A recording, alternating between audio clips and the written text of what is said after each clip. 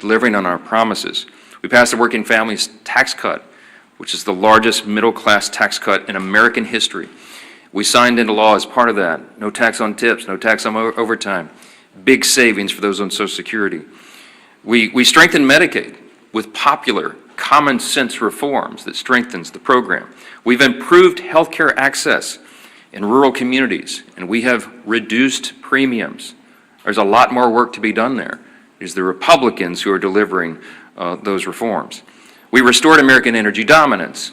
We got the border crisis solved. We are reducing and handling the crime crisis in city by city around America. And we have restored peace through strength. That is on one side of the screen. Over the past 34 days of this shutdown, the Republicans have been the only ones working in good faith to end the shutdown and get everyone paid and get the services flowing again. And we have voted that way 14 times. That's on one side of the screen. On the other is the Democrats. And it's such a stark contrast. Because in the last 10 months, the only thing that that party has accomplished for the country is to shut down the federal government and cause this pain. The past 5 weeks have been painfully clear that Democrats are not interested in doing their most basic job. And we explained here yesterday, all of this is motivated by one thing and one thing alone. The Schumer shutdown was never about health care or any other policy that they claim now. They can't even decide amongst themselves what it was about. Some have said it's the Seinfeld shutdown because it's about nothing.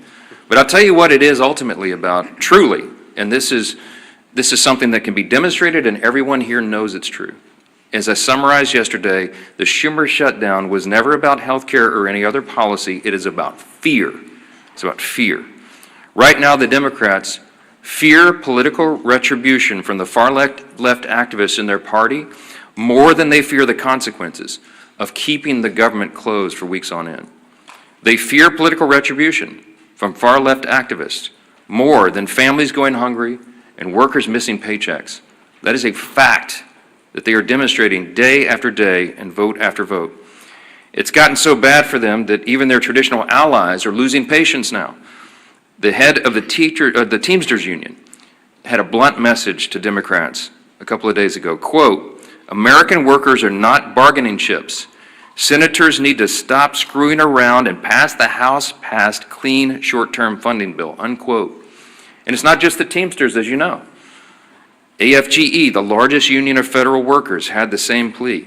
And so did the National Association of Air Traffic Controllers, the Coalition of Airline Pilots Association, the NetJets Association of Shared Aircraft Pilots, the Allied Pilots Association, Southwest Airline Pilots Association, the New York Steamfitters Union. It goes on and on and on. These organizations have traditionally backed the Democrats for decades. That has been true. They represent tens of thousands of working Americans, all these associations together. And now they're calling on the Democrats to drop their partisan demands and reopen the government. Stop inflicting this pain on the American people because you are afraid of your far-left base. And how did the Democrats respond to all this? They're gaslighting the American people and even their own base. The truth is the Democrats have lost touch with working Americans because they've simply stopped listening and stopped serving them. And every few months, after leaning harder into their woke identity politics, they commission an expensive study to try to figure out why working class voters have completely abandoned them in the Democrat Party. Here's a recent finding. This is a left-leaning research group that surveyed 3,000 working class Americans. This was published in Politico November 2nd. Quote, this is the finding: working class voters perceive Democrats to be woke, weak, and out of touch, too focused on social issues, and not nearly focused enough on the economic issues that impact everyone every day, unquote. And here's the kicker. They also said working class voters, quote, can't name what Democrats stand for other than being against Donald Trump. Well, good luck with that as a message to the people. Of course, you don't need a months-long study to tell you that Democrats are woke and weak. You simply need to look around. As the Democrats continue to pander to their radical base of affluent progressives, President Trump and Republicans are building a new multi-generational coalition of voters that is grounded in common sense. Since November 2024, Republicans have welcomed record numbers of Hispanic and Latino voters, Black and African American voters, Jewish voters, union workers, young people, all these different segments of the population, and they came in large numbers. People everywhere can see clearly who's fighting and voting here every day and delivering for them. And I'll say this clearly to every hardworking American in any place who's missed a paycheck, anyone who has been made to suffer because the services, the health services you rely upon, or the food and nutrition supplement for your family, anyone who is hurting, you have a home in the Republican Party. You have people here who are elected by their constituents to come and do their job, and they do it. They're voting to support you, to make these programs available, to ensure that the people in need have them. And the Democrats, by stark contrast, are doing the exact opposite. With federal workers entering their 5th week without a full paycheck, Democrats ought to be taking a hard look in the mirror. Will they continue to bend the knee to their radicals who run their party? Or will Democrats finally do something to serve the working Americans they abandoned long ago? As we said here all along, and every day we come in and tell you the same thing, Democrats made the deliberate choice to shut down the government, and only Democrats can put an end to this madness by making the deliberate choice now to reopen the government. Today is a big election day. In these blue states, we certainly hope for a surprise, but I mean, it won't be a big surprise if the front runners, the Democrats, the radicals, win some of these elections. We're watching New York City very closely, as you all know, and so is Chuck Schumer and Hakeem Jeffries. And they're terrified that the Marxists are taking over their party, and the evidence today may show that that is true. Now, until Democrats decide to do the right thing, we expect working Americans to continue to flee the Democrat Party and find a home with the Republicans, and we welcome them with open arms, and we'll keep fighting for them every day. And one of the people who is fighting every day and doing an extraordinary job in the cabinet of this administration, this historic administration, that has accomplished more in the first 9-10 months of an administration or Congress than arguably any in history. We have our former colleague and our dear friend who's on the side of American workers, and we'll address that today, Labor Secretary Lori Chavez de Reamer. We're happy to have you. Madam Secretary. Thank you. Well, thank you, Speaker Johnson, and it's certainly an honor to be here at the Capitol on behalf of this administration and this president. Speaker Johnson, I want to say thank you to you and my former colleagues. House Republicans did their job more than 5 weeks ago by voting for this continuing resolution. How do I know this? Because I did the same thing 5 different times when I was a member of the House. It was one of the easiest votes for me to take because you do not play games on the backs of the American people.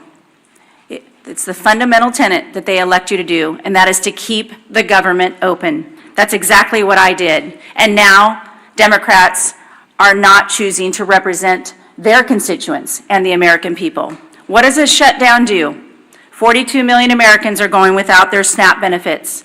Air traffic controllers are working around the clock to keep Americans safe, without sleep, without paychecks, and they are required to do their job. Small business owners are not getting $4 billion in small business loans to keep their doors open. How can the economy continue to grow? We are losing $15 billion a week in GDP because of this Democratic shutdown. American workers are suffering.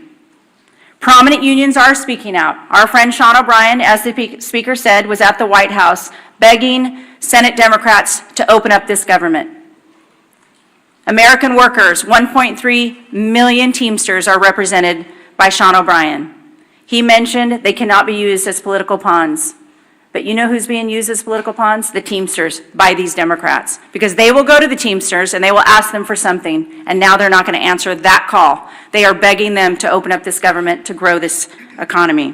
Other unions as well, manufacturing, building trades, industry-specific skilled trades. It's the workforce that I represent as the Labor Secretary. Every single day we show up to make sure that they have the tools that they need. We have sent out over $86 million to our respective states in order to upskill and reskill the American workforce. The future of the American economy is on my shoulders, on this administration's shoulders, and the Democrats have stopped all the momentum that we have put in the last 9 months. Registered apprenticeships, the future workforce. Not only are we hurting the current workforce, it's the future workforce. We are trying to educate our young people. We're trying to register 1 million active apprentices across this country. We had almost 250,000 registered, and now that has come to a screeching halt. We're trying to educate our young Americans on AI. Pilot approaches for workforce challenges in AI, the uncertainty. American workers deserve to know that they are going to have a job in this country, and the Democrats have chosen to play those political games. But many of our efforts have been stopped. 13 times they had an opportunity to say yes, just like I did, just like my colleagues have done. Enough is enough. President Trump has done his job. Not only has he leveled the playing field with tariffs, not only has he welcomed great trade agreements, he has worked most recently with South Korea and Japan to bring hundreds of millions of dollars back to this country for the shipbuilding trades. I have been working around the clock to make sure that we can protect our national security for this country, and now that has also come to a stop. We are hurting American workers. We need to get them back to work. We need to grow this economy. We need to get their paychecks back in their hands so they can provide for their families, put gas in their cars, pay their mortgages, turn on their lights. I'm talking to all of you American workers out there. We're here for you. We're going to continue to fight through this shutdown, and I am begging these Democrats to show up, do their job, and open up this government. 35 days is far too long for the American people. Enough is enough. I'd like to turn it over now to my Chairman Wahlberg, Education and Workforce Committee. And again, on behalf of the President, it is an honor to serve him. It is an honor to serve the American people, an honor to get up every single day and do this job for the American men and women of this country who are building back the United States. Thank you. Well said, Madam Secretary. And I've worn out my voice, Mr. Speaker, over the course of the last 5 weeks all across my district, from Lake Erie to Lake Michigan, from Detroit to Grand Rapids, from South Bend to Toledo, Ohio. Getting the message out that Republicans did what we needed to do to keep this country moving forward. We were willing to negotiate on everything and anything, but do it in a way that doesn't have a punitive impact upon the citizens we are so privileged to serve.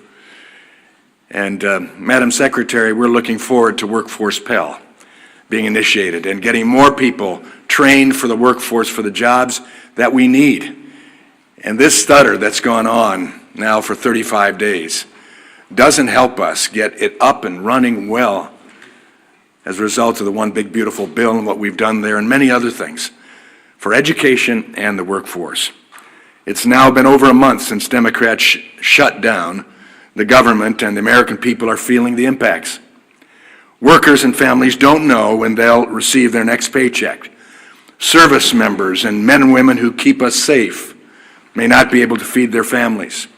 Air traffic controllers are working double shifts along with TSA that I greeted last night and thanked for working without a paycheck in sight. These are proud Americans who are working hard to keep our communities running, and the Democrats are making sure they won't get paid. The Democrats are making sure they won't get paid. Did I make that clear? We've tried to do that all across the media networks in Michigan, and I think it's working. Similarly, businesses across the country are facing mounting uncertainty. Groups like the Job Creators Network and National Restaurant Association are raising the alarm about millions of workers and businesses at risk of closing because of the shutdown. And according to the American Hotel and Lodging Association, the economy loses $31 million per day from lost hotel revenues. Virtually every sector of our economy is hurting because of this foolhardy Democrat shutdown. And since the start of the shutdown, more than 4,800 small businesses have been unable to access the Small Business Administration loans. I've sat with some of those businesses. I've heard their concerns. I've heard their desires to expand their business, but they can't get the applications filled out, further restricting businesses' ability to grow, potentially forcing others to close permanently. What's more, this shutdown has disrupted the data that drives the economy. Jobs, prices, paychecks, the data that guides it all has stopped flowing, and that is hurting workers, families, and job creators. In my home state of Michigan, we're losing more than $360 million in economic activity every week, week upon week. That means every week workers, job creators, and communities lose out on chances to thrive as families struggle to put food on the table. But Democrats don't seem to mind. We've all heard House Democrat Whip Catherine Clark's interview describing the suffering of families as leverage to remote health care to illegal aliens. And then there's the Senate Democrat leader, Chuck Schumer, in his comment that every day gets better for us. How cruel, how unfeeling, how uncaring. Clearly, the Democrats are so wrapped up in D.C. politics, they've forgotten what really matters, helping the Americans thrive. Now, labor unions, as the speaker pointed out, who overwhelmingly supported Democrat politicians and left-wing causes, are calling for Democrats to vote for the House Republican-passed clean continuing resolution. We passed it. We funded government. We didn't shut it down. The American Federation of Government Employees, Steamfitters Local 638, Teamsters, and pilots unions are calling for the government to reopen because livelihoods are being crushed. Our nation's children are being impacted too, and I'm concerned about that. Some Head Start programs, some of those small little seats that I've sat in, hearing about what good work is done for these families and kids. Head Start programs, because of the Democrat unfunding of them, will not receive federal grants despite being the only option for many low-income families. That will lead to disruptions that will force families to go without child care as programs face dwindling funds or go without funding entirety. We funded it in the House. The Senate Democrats need to do the same. If the COVID-19 pandemic taught us anything, it's how bad any disruption to a child's life can be. Long-term school closures exacerbated learning loss and caused skyrocketing truancy. How long do the Democrats need to keep our government shut down before they see the real harm they're doing to Americans' children? The Democrat government shutdown has gone on far, far too long. And the longer it lasts, the worse things get for the American people. This is the first time in history, if you might be reminded, the first time in history a political party has shut down the government over a clean CR. The Democrat petty partisanship is hurting workers and families across the country. The shutdown is also showing Americans just how far the Democrats will go to promote their out-of-touch agenda, even if it means holding the American people hostage for more than a month. America's workers, families, unions, and job creators have all spoken. Chuck Schumer, pass the clean CR and reopen the government immediately. I hope the Democrats are listening, at least 5 of them. Republicans have listened and voted to fully fund the government, coming on 15 times as of today. It's time for 5 more Democrats, including my 2 members from Michigan, to vote the same way. For the children, as Nancy Pelosi has famously said. Do it for the children. Do it for Americans. I now am pleased to turn over the podium to a great leader, Leader Scalise. Thank you, Chairman Walberg and Secretary Chavez-DeRemer. It's great to have you back here in the House. I'll start by joining in with what the Speaker said and extending my condolences to the family of Dick Cheney. Of course, served 8 years as President George Walker Bush's vice president, served in so many other important roles in government, started as a member of this House of Representatives, and lived an incredible life, and we mourn his passing and extend our prayers to the Cheney family. As we look at potentially another vote today in the Senate to try to have a breakthrough to open up the government, let's remember when the Senate votes today, they're not voting on some big, massive omnibus bill, a bill that resolves all of our differences. You know, if you're one of these Democrats, and it only takes 5 to get this government back open, and you're struggling with this decision, do you offend your far left radical base? It's about to elect the new leader of their Democrat Party in Mondami in New York. Or do you stand up for the tens of millions of people around the country who are actually suffering? And if you vote yes today, are you giving anything up? What's in that bill? A clean continuing resolution that violates any of your principles? Nothing. Again, that bill does not solve our differences. That bill just keeps the lights on. That bill just allows federal workers to get paid for the work that they're doing. Those that have to show up and work and keep our airports open. The air traffic controllers who are working under high, incredible stress in a normal time so that planes can land and take off safely with 150 plus people on each one of those planes, without worrying about the stress that as soon as they get off the job, they've got to go do a second shift as an Uber driver because they can't put food on the table because Democrats shut down the government. Hopefully they weigh that when they cast their vote today. And we see every day, of course, unfortunately, more and more consequences to the suffering Democrats are causing. We know on the SNAP program, 42 million people. And yes, the courts are trying to work with the White House to find ways to move some other money around. But as we know, even if they're able to move money around, it doesn't make that program whole. The only way to make the SNAP program whole is by Democrats opening up the government. It's real straightforward. You vote yes or no. You vote yes because you want to put food on the table for 42 million low-income families. But if you vote no, maybe because you're afraid of some radicals in Portland or San Francisco or New York City, when you vote no, you are taking food off the table for 42 million low-income people, the least among us who need that help. 6.7 million going without the Women, Infant, and Children program funding. WIC program is really, really important, again, to very low-income people who need that help.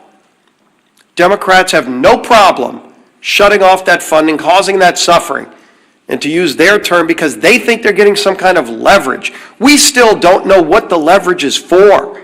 They're trying to leverage the American people, and they can't even articulate what it is they want. Yeah, $1.5 trillion wish list of crazy items like free health care for illegals, gutting a rural health care fund. Is that really the leverage they want to use the American people for and deny the WIC funding? 2 million people in the military, 2 million service members going without pay. What do they say to them? Oh, gee whiz, they were so afraid of Mondami in New York that they couldn't vote to pay our men and women in uniform who are keeping our country safe, risking their lives, while their families are wondering if they're going to be able to put food on the table. What a profile in courage. It's gutless. 700,000 federal employees without pay, 670,000 federal workers furloughed, 5.9 million households at risk of losing their home heating services under the HEAP program. You know, we had Secretary Chavez-DeRemer talk about opportunities for young people that just want to learn through apprentice programs to get their start in life so that they can go and get a skill, a trade, maybe start their own small business. That's not going to happen while the government's shut down. And if those Democrats vote no again today, ask them to articulate why. What's their answer to those young people? Some 19, 18-year-old kid who just wants to go learn electrical skills, but won't be able to because, why? Because Democrats want to use him as leverage in some game that they can't even explain. And then, of course, we all know all the different groups that have come out over and over. They've not said, let's pass some big sweeping omnibus bill. They've just said, pass the clean CR that the House passed over a month ago. The National Air Traffic Controllers Association, American Federation of Government Employees, Teamsters, Coalition of Airline Pilots Association, Airline Pilots Association, NetJets Association of Shared Aircraft Pilots, Southwest Airline Pilots. Additionally, United Airlines, Delta Airlines, American Airlines, Southwest Airlines have all called for the same thing. It's for the Democrats in the Senate to pass the clean CR. The message couldn't be clearer. Their mission can't be more direct. You just show up today and do your job and vote yes. Doesn't solve all of our differences. It just gives us a few more weeks to start negotiating our differences on so many things, but while not holding the American people hostage. End this madness, Democrats. Open up the government. Our whip, Tom Emmer.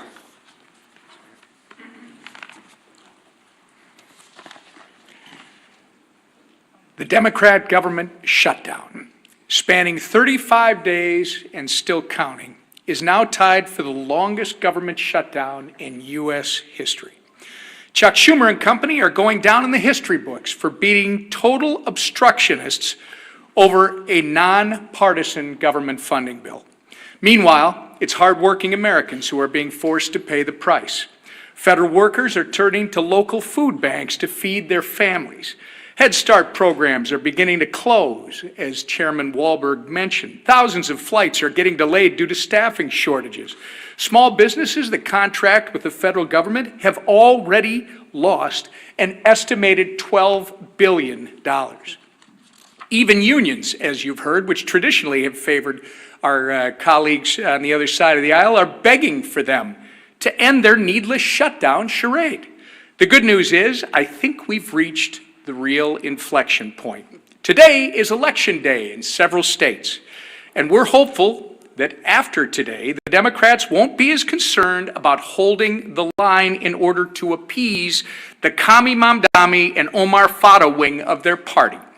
And maybe, just maybe, at least 5 Senate Democrats will finally come to their senses and join us by passing our clean CR to reopen the government. The ball is in their court. Republicans have done our job. The question is, are Democrats willing to put politics aside long enough to do theirs? I hope the answer is yes, sooner rather than later. The American people deserve better. Chairwoman McLean. Thank you. And thank you, Chairman Wahlberg and Secretary Chavez-Dreamer. It's good to see you again.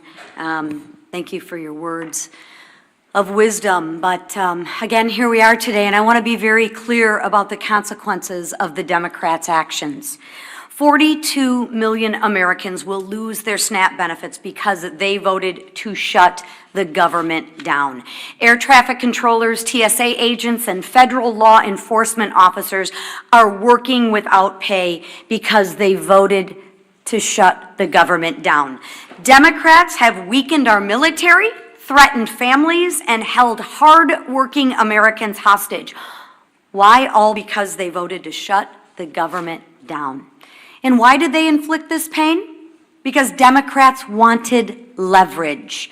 Leverage to appease their radical base with more wasteful spending. And don't take my word for it. They've admitted this countless times. They're not even ashamed of this. And today we'll prove it again when the largest federal workers union called on Democrats to end the shutdown. What Democrats do? They still voted no.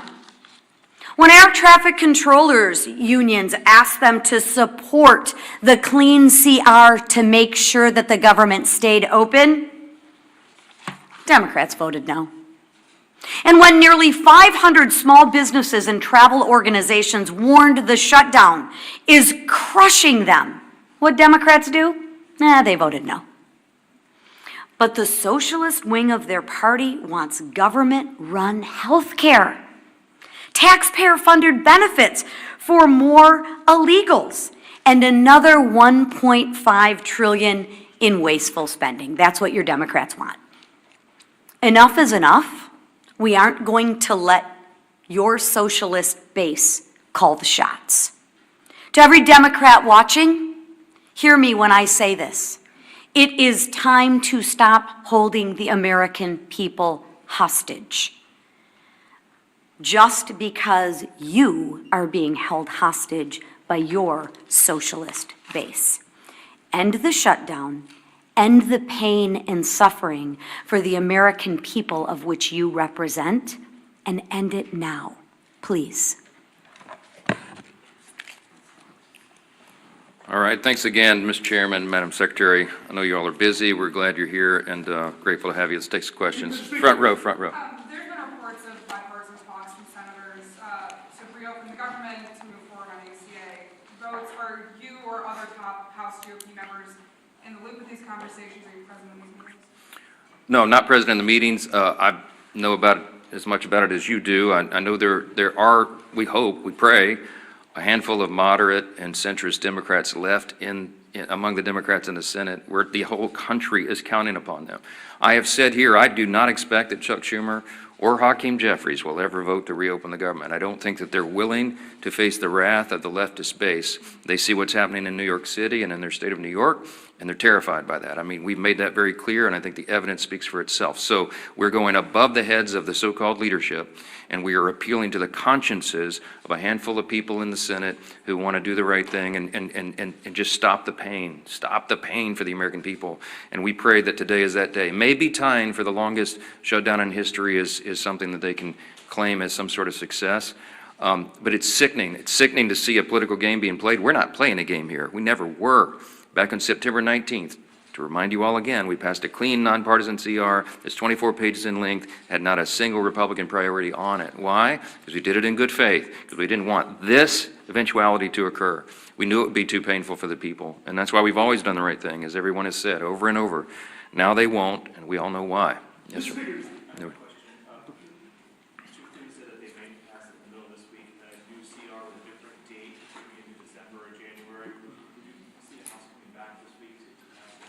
If the Senate passes something, of course, we'll come back. We're running out of clock, obviously. We put 7 weeks on the clock. That was remember, the bipartisan arrangement that was made between Democrats and Republicans in the House and the Senate, in consultation with the Senate, bipartisan, bicameral agreement that they needed 7 more weeks on the clock. Because once we got to the end of the fiscal year, September 30th, there would be that much more time needed, they estimated, to finish the government funding appropriations process. The Democrats have played games, and we've lost so many of those days now. So if they extend it, obviously that logically makes sense to us. I am not a fan of extending it to December because, let's be frank, a lot of people around here have PTSD about Christmas omnibus spending bills. We don't want to do that. It gets too close, and we don't want to have that risk. We're not doing that. We're not doing that. But too many people have concern. I think putting it into January makes sense, but we've got to obviously build consensus around that. There's some discussion about it. We'll see where it lands. I'm not sure. Scott, real quick. Yeah, Scott.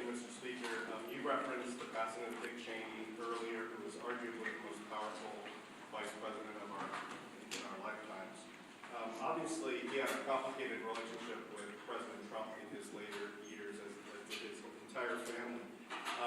But he served, I think, 3, maybe 4 presidents in the White House and in some of the top roles. Do you have any personal reflections, or did you have any interactions with Cheney as you were sort of coming up in Republican politics in Louisiana? And do you think, are there any plans for him to lie in the state here at the Capitol where he served? Well, this all, just was announced this morning, so there's not been any discussion about that yet. My interaction with him personally was limited when I was a freshman in Congress, and the 115th Congress came here in January 2017. One of my classmates was Liz Cheney, and we were in the same class. And I think I met her father for the first time with her personally. And of course, I was honored to meet him. At the time, everybody was aligned on the same page on everything. And I, admired what he had done in Republican politics to that point. And I meant what I said when I came up here and began this morning, that even when we have political differences with somebody later in life, you have to honor the sacrifices and the service they gave to their country. We certainly do that for the former vice president, and our prayers go out to the whole family. So, yeah. You talk about the split screen between the Democrats are doing and what the Republicans are doing. What about the split screen about the fact that the Trump administration is administering only part of the SNAP program while President Trump is having a Gatsby party at Mar-a-Lago? I reject the premise of the question. Let me talk about SNAP. Okay. By the way, the president had an annual Halloween theme party every year at Mar-a-Lago. That's what he went back to as obligatory tradition. And I just discount what you're trying to do there. The SNAP benefit is a very important question. The White House has bent over backwards, as we've recounted here every morning, to make sure that Americans' pain is mitigated as much as possible, reduced as much as possible. So we got the troops paid. They made creative solutions for that. The WIC funding for women, infants, and children. And SNAP came to a legal crossroads because the legal analysis said that you could not use the contingency fund if the underlying fund was not flowing. I've explained that into detail here multiple times. Two courts disagreed. So what did the president do? In good faith, showing again that he's willing to bend over backwards to help the American people when Democrats are not, he went to the court and said, fine, show me how to do it, because we don't see the path. And so the courts have ordered that. They filed a brief yesterday, or some response yesterday in the court, that they'll give as much as is there. Remember, the contingency fund only has roughly $5 billion, and it costs roughly $9 billion for a month of SNAP benefits. So I think the arrangement is they're going to give half, at least half, to everyone. But here's the problem: it's very complex, is that it's administered through the states, and you have to recalculate all the allocations and how the checks go out. It's not, you can't just flip a switch and do that. It's a lot of work that goes into it. So I can tell you that the president is dialed in on this. The president is trying to protect and cover the American people, as he always does. The president is trying to get the government open again. And the Republicans have voted 14 times to do it, and the Democrats have voted 14 times not to do it, to keep the government closed. That's the story. And I don't know why there's any confusion about this at all. They're going to do it again today. My prediction is the Democrats are going to vote for the 15th time to shut their government down, and they're going to look down their noses at the people who are struggling, who are suffering, can't put food on the table, who can't pay their bills because they're playing games over here. It is absolutely unforgivable in my view. And I wish more of you would give them a tougher time. Yes, last one. A question for the Secretary, if I may. I'm just curious if you can kind of tell us what we know about how the shutdown has impacted the labor market. Obviously, with Bureau of Labor Statistics folks being furloughed, I'm curious what we do know so far about how this has impacted the job market, and if we will really be able to get a full picture, or if will it take the shutdown ending for us to be able to get a full picture? Yeah, thank you for the question on the Labor Department, and specifically BLS, the labor statistics, how important those data points are in order for the markets, in order for employers to understand what the workforce is needed. We are not able to release a lot of those reports because we have those furloughed employees. So once the government is open, we will get right back to work in releasing that. We released one report earlier this month because that was required by law, and the CPI, in order to talk about Social Security checks for 2026, that had to be calculated. So we brought some workers back for that, but we will not be able to release the other data points. As far as the Department of Labor goes, as was mentioned, when we're talking about the SNAP program, one of the other programs that we're definitely concerned about, and we've sent letters out to all 50 states, is unemployment insurance. As delivered by those states, that will be the next thing that we have to be concerned about. If people stop receiving their unemployment insurance, will be another detrimental fact to the American workforce. So that is what we're focused on now. We need this government open. We need to get back to work for the American people. The American workers deserve to know where their next paycheck is coming from, and the American economy deserves the American workers there. So yes, this is impacting the labor force. I would imagine we're going to see more and more things every single day that this government is shut down. It is going to affect the American economy. And so we're working hard at the Labor Department to make sure that we can keep everything running that we can. But right now at this point, we're working off the back heels of us, and we have to do everything we can. So it's important to get as many statistics out as we can, but we haven't been able to do so. So we're working hard for the American people. We need this government open to do so and to continue. Thank you. Real quick, do you support ICE raids in districts like Speaker Johnson Wisconsin's district, the Republicans up here on stage in the agriculture and hospitality sectors? Well, one of the things we focus on is all of the programs in order to support the American people. Certainly, the president has been clear. We secured that border. We're going to continue to work on behalf of this administration to focus on the American people, American first policies, and the American workforce. Thank you. What about LSU? Thank you.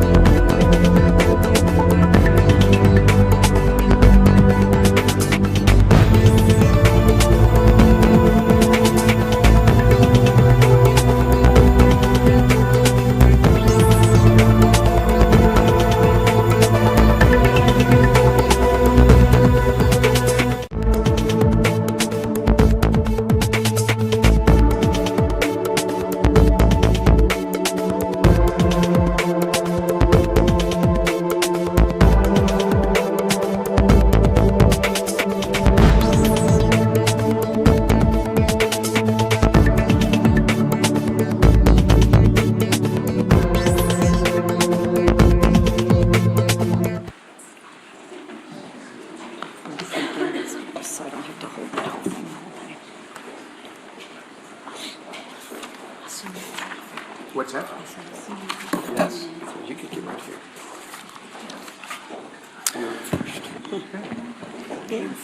Good morning, everyone. We'll just say a word before we begin here. Our condolences, our prayers go out to the Cheney family. Of course, we've had the loss now of former Vice President Dick Cheney. Scripture is very clear. We give honor where honor is due, and someone who gave their life, loved their country, loved serving their country in so many capacities. As you know, Dick Cheney served as Vice President. He served as a Secretary of Defense.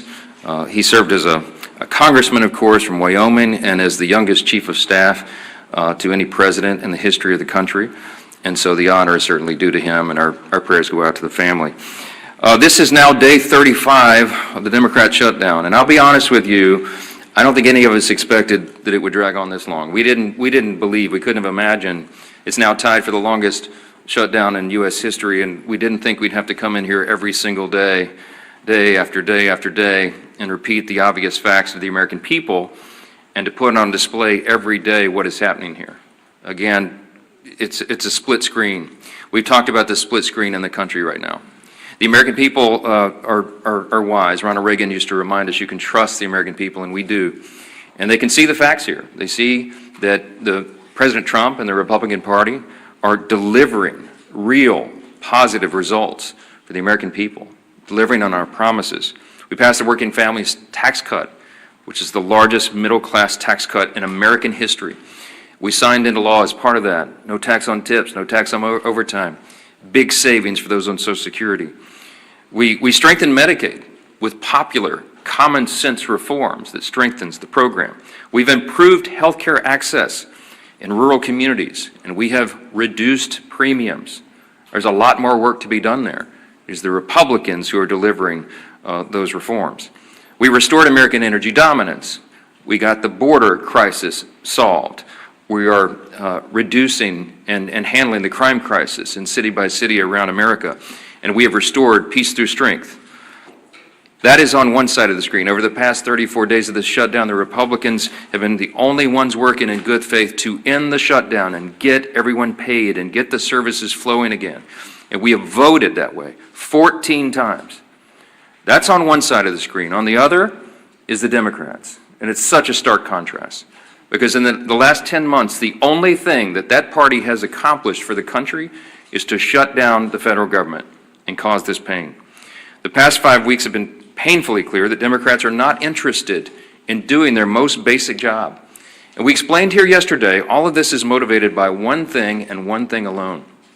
The Schumer shutdown was never about health care or any other policy, that they claim now. They can't even decide amongst themselves what it was about. Some have said it's the Seinfeld shutdown because it's about nothing. But I'll tell you what it is ultimately about, truly, and this is something that can be demonstrated and everyone here knows it's true. As I summarized yesterday, the Schumer shutdown was never about health care or any other policy. It is about fear. It's about fear. Right now, the Democrats fear political retribution from the far left activists in their party more than they fear the consequences of keeping the government closed for weeks on end. They fear political retribution from far left activists more than families going hungry and workers missing paychecks. That is a fact that they are demonstrating day after day and vote after vote. It's gotten so bad for them that even their traditional allies are losing patience now. The head of the Teamsters Union had a blunt message to Democrats a couple of days ago. Quote, "American workers are not bargaining chips. Senators need to stop screwing around and pass the House-passed clean short-term funding bill," unquote. And it's not just the Teamsters, as you know. AFGE, the largest union of federal workers, had the same plea. And so did the National Association of Air Traffic Controllers, the Coalition of Airline Pilots Association, the NetJets Association of Shared Aircraft Pilots, the Allied Pilots Association, Southwest Airline Pilots Association, the New York Steamfitters Union. It goes on and on and on. These organizations have traditionally backed the Democrats for decades. That has been true. They represent tens of thousands of working Americans, all these associations together. And now they're calling on the Democrats to drop their partisan demands and reopen the government. Stop inflicting this pain on the American people because you are afraid of your far left base. And how did the Democrats respond to all this? They're gaslighting the American people and even their own base. The truth is the Democrats have lost touch with working Americans because they've simply stopped listening and stopped serving them.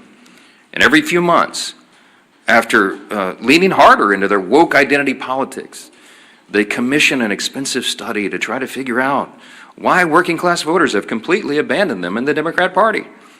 Here's a recent finding